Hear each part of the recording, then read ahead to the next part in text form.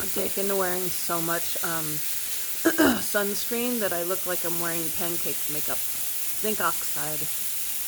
It's basically like slathering on a layer of talcum powder. I've also taken to wearing linen, because of the heat. Look at that. A little after 6 a.m. and the sun. I'm gonna stand in the shade. So, dreaming of rivers that don't create hives and sunsets that aren't brilliantly orange because of the earth being on fire. Oh my god, this is being so depressing. I'm gonna probably not post this.